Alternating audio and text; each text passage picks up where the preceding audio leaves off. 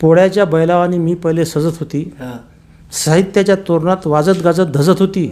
आज मात्र मला फेकून दिलं तयात. इंग्रजी जाऊन बसली ज्याच्या त्याच्या. मराठीची प्रतिभा ज्ञानेश्वरीत मावते, ग्रामगीता गाथाही मराठीतच सामावते. मराठीनेच तुकड्याला तुकडोजी केले, गाडगे बाबा मराठीतच जन्म घेऊन गेले. अमृतासंग पैज जिंकते अशी मराठी बोली, अभयाची उंची जिले समुद्राची खोली. प्रत्येकाने अंतरात्म्याच्या हुंकारावर डोलावे आणि मराठी माणसाने मराठी माणसाशी मराठीतच बोलावे. जबरदस्त.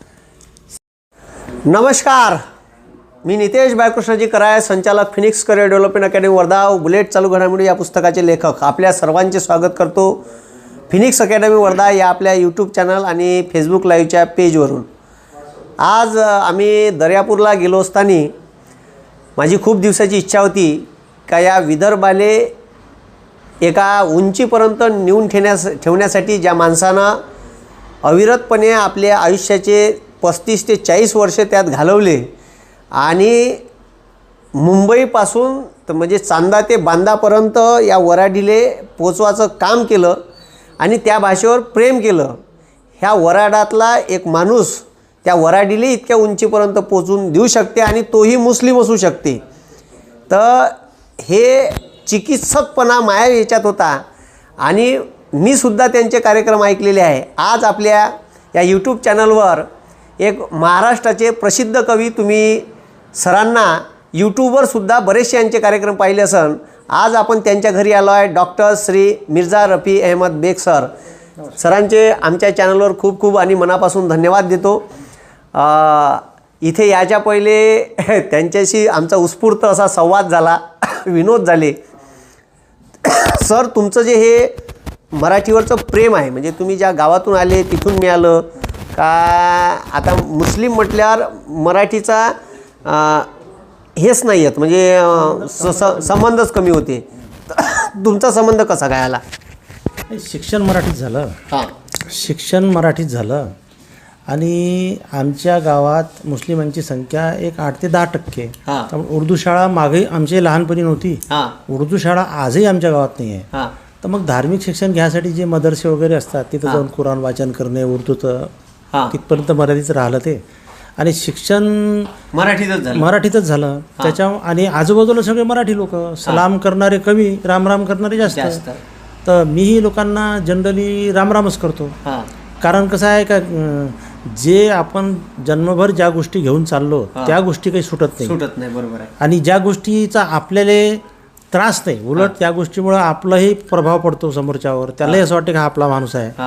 आणि मग मराठी शिक्षण झालं आणि त्यामुळे मराठी यायला लागली. तेव्हा 1ली, 2री, 3ऱ्या वर्गात असं शिकायला होतो तेव्हा सुद्धा मला कवितेचं आकर्षण होतं. अभ्यासक्रमात ज्या कविता असायच्या म्हणजे गद्य आणि पद्य, तर गद्यापेक्षा माझा ओढा पद्याकडे जास्त होता.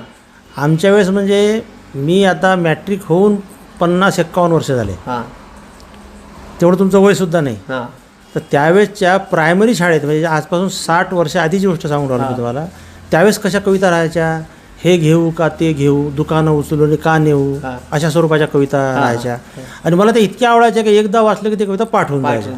मग मी 3रा 4था असा शिक्षण पुढं करत, आणि मी अभ्यासात हुशारच होतो. तर मी पोहोचलो 7व्या वर्गात आणि तिथून मला थोडासा छंद लागला कविता करायचा. तर मला काय वाटते का, हे काहीतरी आपण टलेट रिलेरी लावतो. परंतु जेव्हा मी 8व्या वर्गात गेलो तेव्हा मी पहिली कविता लिहिली. तर ती कविता अशी होती का, हा प्रणाम माझा भारत मातेला, पुत्र मी तिचे रक्षण करण्याला. म्हणजे देशप्रेमाची कविता लिहिली. पण ती दाखवली नाही कोणाला. मला असं वाटतं का मी कोणाला कविता दाखवली तर तो हे समजा का दुसऱ्याची आणली वा. तर म्हणून मी कोणाला काही दाखवली नाही. मी पहिलेपासून भिडस्त. मी म्हणजे असा भिडस्त का कोणी फुस म्हटलं तर मी बोंबलून द्यायचा. कुत्रं दिसलं तर घरी वापस. आता कुत्र्याला भेट नाही, बायकोली भेट नाही, हा भाग वेगळा. तर मी असा थोडासा घाबरट माणूस होतो. पण 8व्या वर्गात मी कविता लिहिली आणि तुमच्या वर्ध्याचे देवीदास गंगाराम सोटे प्राचार्य, तुम्ही नाव ऐकलं का? एक प्राचार्य सोटे म्हणून वऱ्हाडी विनोदी कविता लिखाण करणारे गृहस्थ होते. ते आता प्रिन्सिपल झाले, त्यानंतर निधन होऊन 10-15 वर्ष झाले. रामनगरमध्ये राहायचे ते. आणि त्यांच्या कविता पेपरात यायच्या. आणि माझे वडील त्यांना मराठी, हिंदी, उर्दू आणि संस्कृत एवढ्या भाषा यायच्या माझ्या वडिलांना. म्हणजे भाषाप्रभू होते ते. तर आमच्याकडे उर्दूचे, हिंदीचे, मराठीचे असे दैनिक मासिक वृत्तपत्र यायचे, त्याच्यात त्यांच्या कविता यायच्या देवदास सोटे साहेबांच्या, आणि ती सगळ्या गावरानी भाषेत राहायच्या, जी भाषा आपल्या खेळात वापरतो आपण. तर त्या कविता कशा राहायच्या, घेणं रे बाबू पेन्न चहा, आता काऊन करतं क्या क्या. ही देवदास सोटेंची कविता आहे. हे मी माझ्या नावाने खपवली तरी चालते, पण ही कविता त्यांची आहे. तर बघ, घेणं रे बाबू पेन्न चहा, आता काऊन करतं क्या का. सकाळी जपीतून पोट्ट उठलं, तोंड नाही धुतलं, घरात घुसलं, बोंबले मायपाशी चहा मले देणं, माय म्हणे जरासा थांबूनच जाणं, पोट्ट्यानं भल्ली किरकिर केली, मायली बी एकदम सन्नक चालली, धसकन गंतीनं चुलीवर मांडला, भस्कन चुलीत उभाया लावला. आणि हे त्याची अशी कविता होती ते. आणि ती कविता मी वाचली, मला ती आवडली, मला मग विनोदी कवितेकडे वळलो मी. आणि माझे काका होते एक मजिद बेग मिर्झा, त्यांचं निधन झालं आता.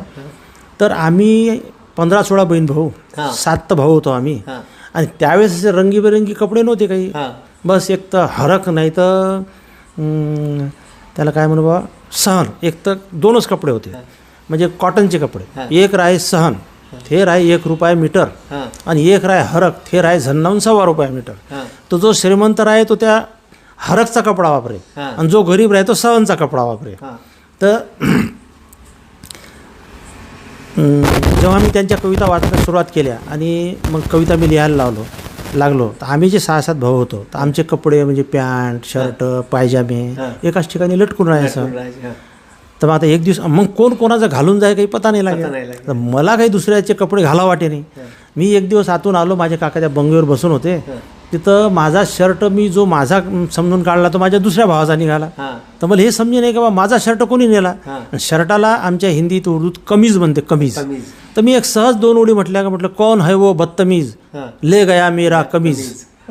तर मग माझे काका उठून बसले, अरे बोले किसने लिखा, बोले अरे मला अभी बोला म्हणे, अरे तू म्हणे वराठी, म्हणजे वराठी म्हणण्यापेक्षा विरोधी कविता लिही म्हणे. मग मला एक सपोर्ट भेटला आणि देवदास सोटेंच्या कविता मी वाचायला लागलो. मग त्यांच्या कविता लोकमतमध्ये त्यांचं एक सदर चालायचं, मी सोटे बोलतो आहे, आणि दर रविवारी त्यांची कविता यायची. मग त्यांच्या कविता कशा असायच्या माहिती आहे का, आता लोक ज्वारी पेरत नाही त्याच्यामुळे बांड होणं, तुमचं पिसाळ होणं, हे आता लोकांनी समजत नाही. पण त्यावेळेस लय मार्केट म्हणजे बांड होणं म्हणजे जे ज्वारीचा धांडा कणूस टाके नाही ते, पिसाळ होणं म्हणजे ज्याच्यात दाणे भरत नाहीत ते. आणि त्या ज्वारी जेव्हा कणूस टाकाच्या याच्यात यायची तेव्हा खालून टाऊक नावाचं एक तण निघे, आणि ते ज्वारी बांड जाय. तर त्याच्यावर त्यांनी कविता लिहिली होती का, येणं का शामराव कहाडणं खांड, खांड म्हणजे सुपारीचा तुकडा, येणं का शामराव कहाडणं खांड, तूही गेली बांड बाबा माही गेली बांड. आता ते कविता मला इतकी आवडली पहा. तर त्यांचं एक मोठं कडवं आहे आणि जबरदस्त आहे. आपण कसं कर्ज काढतो शेतीसाठी आणि मग त्याचा जो आपल्याला त्रास होते, त्याच्यावर त्यांनी म्हणजे एक मला त्यांची आवडलेली सगळ्यात चांगली कविता. त्याला लोक तगाई म्हणे, पहिले त्याचं कर्ज काढणं म्हणजे त्याने लोक तगाई म्हणे. तर त्यांनी असं लिहिलं का, गुदस्त म्या मग तगाई काढली, अर्धी त्याच्यातली साहेबानंच खाल्ली, 800 दिल्ले 500 लेले, असे म्या लेहडे साहेब नाही पाहिले. म्या कसं घडीभर केलं टनटन, चपराशी म्हणे मला हे बी नाही भेटन, म्या मग घेतले घातले खिशात, बोलणं अडके घशातल्या घशात, मग कसं जुईलं पोरीचं लगन, भक्कन गेली बाबा लग्नात रक्कम. एक दिवस साहेबकानी गावात आला, पैशासाठी त्यानं तगादा केला, पैसेच नव्हते कुठून शान देईन, थो म्हणे वावर हर्रास करीन. असं कसं वावर हर्रास करता आणि 500साठी का जमीन दाबता. उठलो मनसान खोसले ओटे, मग तो इच्छा तिथं बसे. मले बी एकानं दिलाच सल्ला, म्या बी कचेरीत केलाच कल्ला, का 800 दिल्ले 500 दिल्ले 800 लिहिले, वरचे 300 साहेबानं खाल्ले, वरतून त्याला बी हुकूमच आला, एवढाही साहेब कैदीत नेला. घेणं रे बाबू पैसे खाणं, कुयाचा सल्ला उलटा देणं, आणि कैदीत करते डिंग डांग डांग, आणि येणं का शामराव काढणं खांड, आणि तूही गेली बांड बाबा माही गेली बांड. हे देवदास गंगाराम सोटे प्राचार्य जे माझे गुरु आहे समजा, तर त्यांच्यापासून मी हे कविता लिहायला लागलो. मग आणि मग हळूहळू असं स्थिरावत गेलो मी. तर वन मॅन शो मी सुरू केले. मी जेव्हा धामणगाव रेल्वेला 1977 ते 80 पर्यंत DHMS साठी होतो, तेव्हाच मी वन मॅन शो सुरू केले. तोपर्यंत मी सोटे साहेबांना पाहिलेलं नव्हतं. तुम्ही डॉक्टरी पेशातली? हां, मी डॉक्टरी पेशातला. म्हणजे मी मॅट्रिकमध्ये 1ल्या नंबरनं पास झालो, पण गणित माझा विषय खराब होता, त्याची कॉपी केली. का आता हे याच्यासाठी कबूल करून राहिलो का आता त्याचे पुरावे काही उपलब्ध नाही आहे. आणि मग मी आपला जास्त मार्क भेटले म्हणून माझ्या बापानं मला अमरावतीच्या गव्हर्नमेंट पॉलिटेक्निकमध्ये टाकलं. मी तिथं नापास झालो. मग वापस गेलो. 2 वर्ष शेतीत टोले घेतले, चांगले बैरंबाचे टोले घेतले. मग ती शेती आपल्याला परवडली नाही. मग धामणगाव रेल्वे कॉलेज उघडलं. मग त्याला पोट्टे नाही भेटे आणि मला कॉलेज नाही भेटे. मग माझी ॲडमिशन झाली, कॉलेज सुरू झालं, मी पास झालो, कॉलेज बंद झालं.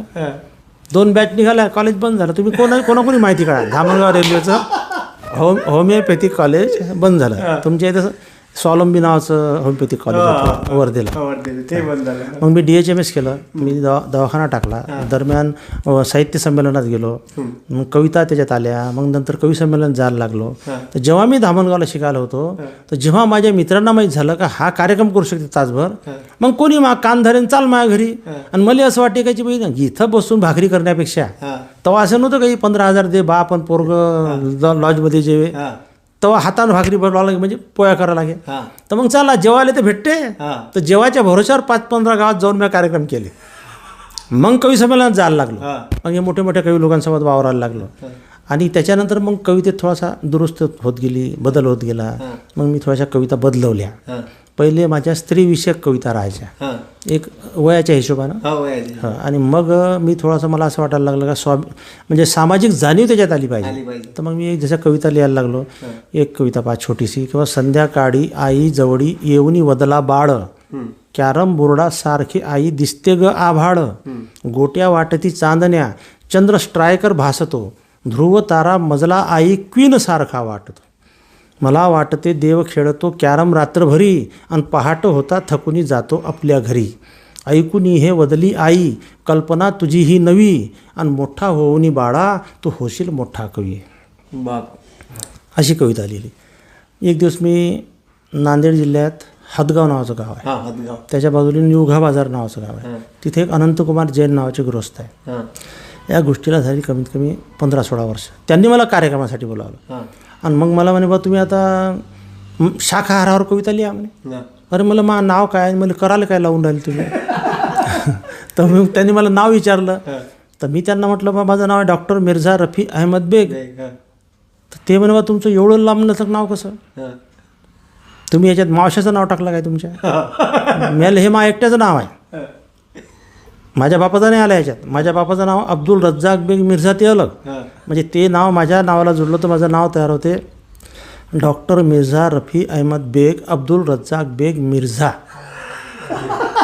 तर मी एकदा एका पेपरकडे कविता पाठवली, खाली कवी म्हणून कवी डॉक्टर मिर्झा रफी अहमद बेग अब्दुल रज्जाक बेग मिर्झा असं नाव लिहिलं. त्यानं काय केलं, समोरच्या पेजवर कविता छापली, खाली टीप लिहिली, कवीच्या नावाची पुरवणी मागे जोडली आहे. मग मी माझ्या बापाचं नाव कापलं आणि माझं नाव लिहिलं डॉक्टर मिर्झा रफी अहमद बेग. तर मग मी तिथं पोहोचलो होतो. ते म्हणे तुम्ही शाकाहारावर लिहा. तर मला काय अडचण आहे, शाकाहाराबद्दलच का लिहायची. ते म्हणजे महावीर जयंतीनिमित्त कार्यक्रम आहे म्हणून. म्हणलं ठीक आहे बा. मग मी तिथं बसल्या बसल्या एक अर्ध्या तास कविता लिहिली. किंवा एक वाघ तर समजते ना तुमच्या भाषेत काय निघाले, टायगर म्हणते तुमच्या भाषेत. तर एक वाघ दुसऱ्या वाघाले असा सांगे, एक वाघ दुसऱ्या वाघाले असा सांगे, माणसापेक्षा चांगले लागते म्हणे वांगे. एक वाघ दुसऱ्या वाघाले असा सांगे, माणसापेक्षा चांगले लागते म्हणे वांगे. आजकाल माणसात राहिली नाही चव, रसायनाचं खाऊ खाऊ झाला बेचव. सल्फेटचं खाते, केमिकलचं पेते, रक्ताले त्याच्या कसा घोरट वास येते. किती खा लेकाले भागत नाही भूक, जीव मय ते वाटते धाक धूक. परवा एका वाघानं माणूस फस्त केला आणि तगड्या घासू घासू लेकाचा कुत्र्यावानी मेला. म्हणजे माणूस किती जरी झाला. परवा एका वाघानं माणूस फस्त केला, तगड्या घासू घासू लेकाचा कुत्र्यावानी मेला. अशा जैरी माणसाची शिकार कोण करते. आणि वाघ असलो तरी गवत खायला पुरते, आणि वाघ असलो तरी गवत खायला पुरते. मग अशा सामाजिक जाणीवीच्या कविता सुरू केल्या. आणि मग मी माझं गाव सोडलं, दवाखाना बसला महा. मग मी नेरला आलो. मी, माझी पत्नी, माझे 3 लेकरं आणि माझी एक आई, असं 6 जणांचं कुटुंब घेऊन मी 12 जुलै 98ला नेरला आलो. आणि मी ठरवलं का डॉक्टर तशात 1756 आहे, ठोकर लागली का डॉक्टर दिसते समोर, कवी कमी आहे. आणि एकट्या कवीचा कार्यक्रम करणारा कोणताही माणूस तोपर्यंत विदर्भात नव्हता. आणि आताही मला वाटते 2-4 सोडले तर कोणी नाही. त्यावेळेस एक गॅप होती ते. तर मला असं वाटलं की आपण जर प्रयत्न केले तर, आणि थोरा मोठ्यांच्या सोबत कवी संमेलनाला गेल्यानंतर यांचे झेला लागे ना हो. मग आपले किती मस्तकात गेले तर त्याला काही फायदा नाही. तर आंब्याच्या झाडाखाली हराय नाही वाढत ना. तर मग आपलं स्वतंत्र अस्तित्व निर्माण करायला पाहिजे की नाही. तर म्हणून माझा मिर्झा एक्सप्रेस कार्यक्रम बसवला. माझं गाव सोडलं, शेती भावाले दिल्ली, घर भावाले दिल्ली, म्हणजे दिल्लं म्हणजे तू राहाय बायच्या बायकोसोबत घेऊन आलो, लेकरसोबत घेऊन आलो आणि मी नेरले राहिले आलो आणि कार्यक्रमाचं नाव ठेवलं मिर्झा एक्सप्रेस आणि कार्यक्रम करायला लागलो. तर गेल्या असं समजा ना की मला आता 20 वर्ष झाले, 2 वर्ष तर आता बंद झालं लॉकडाऊनमुळे. तर भरपूर कार्यक्रम केले मी. 6,000पर्यंत कार्यक्रमाचा आकडा आहे माझा. बरं, तुमची आवडती एखादी कविता आम्हाला आवडते तर आता पहा, एखाद्या माणसाले 4 लेकरं असले आणि त्यातल्या एखाद्या पोराले पोलिओ जर असला, याचा अर्थ तो त्याला आवडत नाही का? उलट त्याले त्या पोलिओ असल्या पोराचा जास्त लाड येते. या महापोराचं कसं होईल, या महापोराचं कसं, आणि थोस बापाच्या कामी येते. आणि जो चांगला हट्टाकट्टा असते का नाही, तो बापाला लाथाच मारते. हा अनुभव आहे. त्याच्यामुळे कविता कोणती असली तर मला आवडते. पण मी तुमच्या आवडीची एक कविता सांगतो. तर एक विनोद असा आहे पहा. एक मित्र दुसऱ्या मित्राला 5-25 वर्षानंतर भेटला. चाल बा म्हणे घरी. मग याने त्याला घरी नेलं. तर त्याचे 4 पोरं असे बसून होते.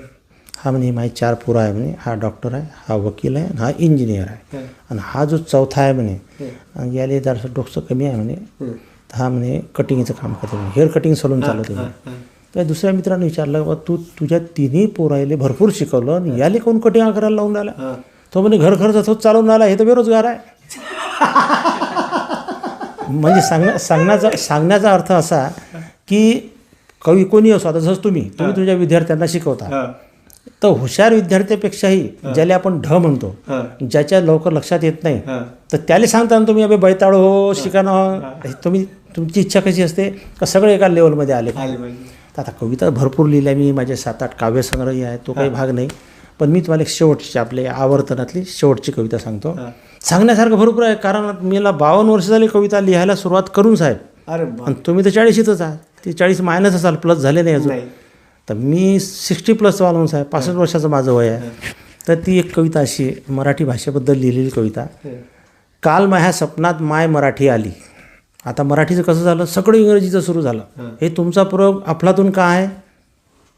याच्यासाठी का तुम्ही मायबोलीचा मराठीचा, त्यातही जी भाषा तुम्ही ज्या भाषेत जन्म घेतला, तुमची माय जी भाषा बोलते, तुमचा बाप जी भाषा बोलते, तुमच्या गावातले सगळे लोक जी भाषा बोलते, माह्या तुह तुले मले, ते तुम्ही वापरता. म्हणून लोकांच्या हृदयात तुम्ही शिरले कराडे साहेब. नाही तर तुम्ही काही शाहरुख खान आणि अमिताभ बच्चन नाही आहे. पण आता तुम्ही या क्षेत्रातले खरोखर ग्रेट माणसं आहात. तुमचं अभिनंदन. आणि कविता आहे का? मिहा म्हणे मिर्झा करोडोची आई, भीक मागाची आली आज मायावर पायी. पोळ्याच्या सारखी मी पहिले सजत, पोळ्याच्या बैलावानी मी पहिले सजत होती, साहित्याच्या तोरणात वाजत गाजत धजत होती. आज मात्र मले फेकून दिलं तयात, इंग्रजी जाऊन बसली ज्याच्या त्याच्या गयात. एक तर म्हणे मले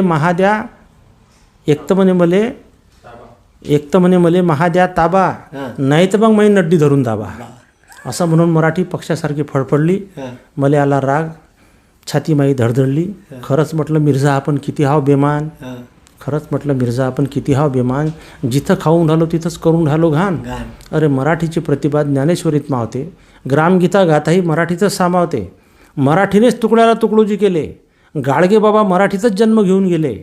अमृतासंग पैज जिंकते अशी मराठी बोली, अभयाची उंची जिले समुद्राची खोली. प्रत्येकाने अंतरात्म्याच्या हुंकारावर डोलावे आणि मराठी माणसाशी मराठीतच बोलावे. जबरदस्त. सरांचं मराठीसाठी खूप मोठं योगदान आहे. म्हणजे सरांचा मला सगळ्यात पहिले फोन आला होता का कराय सर म्हणे तुम्हाला भेटायचं आहे. म्हटलं मलाच एवढा आनंद झाला, मी मिर्झा एक्सप्रेस बोलत आहे. म्हटलं मीच अवाक झालो होतो, मी घरीच होतो, मांडवेलेच होतो तेव्हा. तर म्हणे सर म्हणे मी वर्धेला येईन म्हणे, मी तुम्हाला भेटीन म्हणे. तर त्यानंतर मग कोरोनाची दुसरी लाट आली. मग माझंही काही अमरावतीला येणं नाही झालं. पण आज अनायसे दर्यापूरला कार्यक्रम होता, तर योगायोग आला सरांसोबत भेटांचा. अजून एक चांगली कविता सरांकडून आपण ऐकू आणि या कार्यक्रमाला पॉज देऊ. तर मी सरांना अशी एक इच्छा व्यक्त करतो का एक कविता चांगली सुंदर कविता आम्हाला ऐकावा. उपाशी माणसाले जर आपण असं म्हटलं का हे एक कोर तर नाही म्हणते का तो. किंवा एखाद्या वांजोट्या माणसाला विचारलं का पाहिजे का तुले पोर तर नाही म्हणते का तो. शेतकऱ्याला जर म्हटलं का पाहिजे का तुले ढोरबा तर तो काय म्हणून पाहिजेच, कारण त्याला शेतीला पाहिजेच. तर कवी माणसाले कविता म्हणा असं म्हणच नाही लागत. त्याला असं वाटतं का यार म्हणा समोरच्या ना का तू कविता म्हण. आणि कवी लोकांचा एवढा गैरसमज आहे आणि कवी लोकांबद्दल लोकांचाही गैरसमज आहे. तर एका कवीनं एका माणसाले असं सहज सांगितलं, मी साधा सुद्धा माणूस नाही म्हणे, मी कवी आहो. तो दुसरा माणूस म्हणे मी तुझ्यापेक्षा ग्रेट आहो, मी बैर आहो. म्हणजे तू काही कविता सांगू नको आणि मी काही कविता ऐकत नाही. तर पहा कविता भरपूर सांगण्यासारख्या आहे, पण एक तुम्हाला शेवटची कविता सांगतो, कारण या 5, 10, 25 मिनिटात संपण्यासारखा हा विषय नाही. हे खत्म, कारण आम्ही तुमचे 2-2, 3-3 तास हो कार्यक्रम पाहिले ना. त्याच्याशी आपला कण नाही जिरत ना. कारण कसं आहे माहिती आहे का, मी कवी संमेलनातून पलायनच यासाठी केलं की बुवा आपण कुठे चाललो कार्यक्रमाला, वर्ध्याला 150 किलोमीटर, तिथं गेल्यावर 2 तास कार्यक्रम चालायचा. 10 कवी 15 कवी आपल्या हिशोबावर 5 मिनटं 7 मिनटं हे मोठे मोठे कवीच घोषून टाकायचे. मग आपल्याला खरड जसं गरीबाले बरड अशी अवस्था व्हायची. म्हणूनच माझा एकट्याचा कार्यक्रम सुरू केला मी. तर एक माझ्या घरी घडलेला हा प्रसंग आहे. ते प्रसंगाचं पहिले गद्यात्मक वर्णन केलं तर बराच वेळ लागते, मी तुम्हाला डायरेक्ट कविता सांगतो. ओ आपली नाही झाली. हां 31 डिसेंबरले असं काम आलं रंगात. 31 डिसेंबरले असं काम आलं रंगात, इंग्रजाईचं भूत घुसलं बायकोच्या अंगात. जवळ येऊन मले म्हणे ओ माय डिअर. ती मॅट्रिक शिकली आहे, तुम्ही तर पाहिलं तिला. तर तिला इंग्रजीतले 2-4 शब्द माहिती आहे, डिअर, रेनडिअर. ते तर बरं झालं तिला बिअर नाही माहीत, नाही ती हेअर असते आणि मी देअर असतो. आणि तुम्ही म्हटलं असतं का बरं आहे पेअर, घ्या चेअर. तर 31 डिसेंबरला असं काम आलं रंगात, इंग्रजाईचं भूत घुसलं बायकोच्या अंगात. जवळ येऊन मले म्हणे ओ माय डिअर, साजरा करू म्हणे आपण आज न्यू इयर. हातात हात घालून दोघं जण नाचू मस्त, अख्खी एक कोंबडी दोघंच करू फस्त. घरातले सारे दिवे देऊ मालून, इंग्रजी दारू पिऊ पाण्यामध्ये कालून. म्हणजे इंग्रजीचं कामं येलं. आपली दारू त्याच्यात पाणी टाकायला, पण इंग्रजी दारूत पाणी टाकायला लागते. नीट पिणारे लोक नीट पाहत नाही. अर्ध्या रात्री घरातले दिवे देऊ मालून, इंग्रजी दारू पिऊ पाण्यामध्ये कालवून. रात्रभर पत्ते खेळू, आणला म्हणे कॅट. मी म्हणलं तिले तू झाली काय मॅट. अरे भारतीय आपण, संस्कृती भारताची, रामाची, लक्ष्मणाची, कृष्णाची आणि पार्थाची. 1 जानेवारीचं तू करू नको हर्ष, आणि गुढीपाडव्याले असते म्हणलं आपलं नवीन वर्ष. 1 जानेवारीचं तू करू नको हर्ष, आणि गुढीपाडव्याले असते म्हणलं आपलं नवीन वर्ष. पाडव्याच्या दिवशी मी तोरण बांधीन घराले, तू लागजो सकाळपासून शिरापोळी कराले. संस्कृती संग थोडीशी नाळ ठेव जोडून, आणि डोक्याला नको बांधू म्हणलं कमरेचं सोडून. तर मी तुमचा आभार मानतो, तुमच्यासारखा मोठा माणूस माझ्याकडे आला. आणि नाही आम्ही मोठे म्हणजे कसे, आम्ही तुमच्यापेक्षा मोठे जाव फक्त 25 वर्षानं. आम्हाला म्हणजे अक्षरशः पोट धरू धरू हसायला लावलं सरांनी, आणि आलो तेव्हापासून आम्ही हसूनच राहिलो. तुम्हालाही या कार्यक्रमातून एक चांगला विनोद आणि सोबतच वऱ्हाडी जपून ठेवणारा एक माणूस, ज्याची आम्हाला अशी उत्सुकता होती की आम्ही कधी कधी सरांना जाऊन भेटतो. आणि एक डॉक्टरी पेशातला माणूस या मराठीची, वऱ्हाडी भाषेची बोलीभाषा जपून ठेवण्यासाठी अखंड काम करून राहिले. आता वय थकलं त्यांचं. कोरोनाच्या काळात 2 वर्ष कार्यक्रमही कुठे लागले नाही, का जाता आलं नाही. तर म्हणून म्हटलं चला सरांसोबत योगायोग आला अमरावतीला येताना, का सरांची भेट घ्यावं. आणि खूप चांगला म्हणजे आमची जी भेट आहे ते खूप एक चांगली भेट झाली. सुरुवातीला तर आम्ही आता रेकॉर्डिंग केली नाही.